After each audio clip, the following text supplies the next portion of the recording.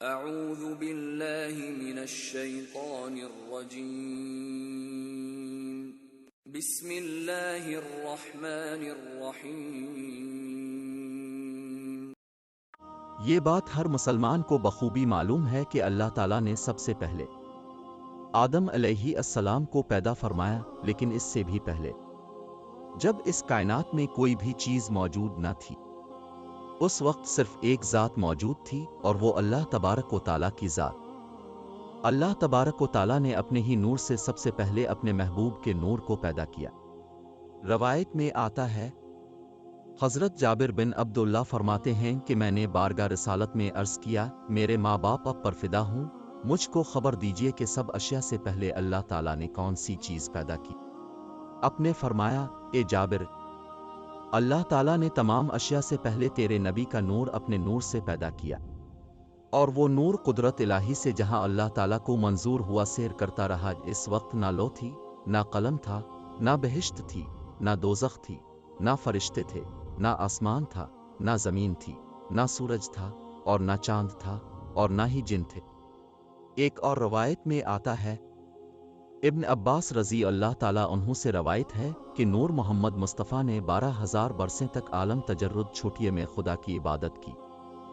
پھر حق تعالیٰ نے اس نور کے 4 حصے کیے، ایک حصے سے عرش پیدا کیا، دوسرے حصے سے قلم کو، تیسرے حصے سے بہشت کو، اور چوتھے حصے سے عالم ارواح اور ساری مخلوق کی تخلیق کی۔ ایک اور روایت میں آتا ہے، حضرت ابو ہریرہ سے روایت ہے کہ صحابہ کرام نے پوچھا، اے رسول اللہ، آپ کو نبوت کس وقت ثابت ہو چکی تھی؟ آپ نے فرمایا، جس وقت میں کہ آدم روح اور جسد کے درمیان میں تھے، یعنی ان کے تن میں جان بھی نہ آئی تھی۔ ایک اور روایت میں آتا ہے، ایک شخص نے عرض کیا، اے رسول اللہ، آپ کب نبی بنائے گئے؟ نبی نے فرمایا کہ میں آدم کے پیدا ہونے سے 14,000 برس پہلے اپنے پروردگار کے حضور میں ایک نور تھا۔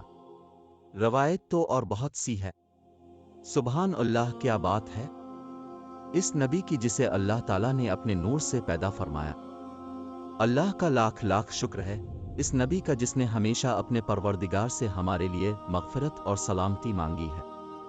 ہمیں بھی محمد مصطفیٰ پر درود بھیجنا چاہیے۔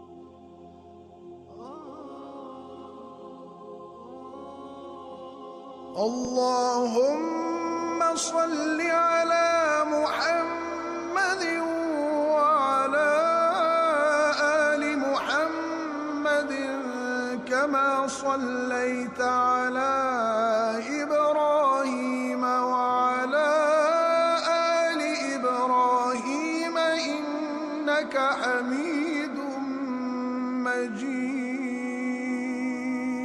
اللهم بارك على محمد وعلى آل محمد كما باركت على إبراهيم وعلى آل إبراهيم إنك حميد مجيد۔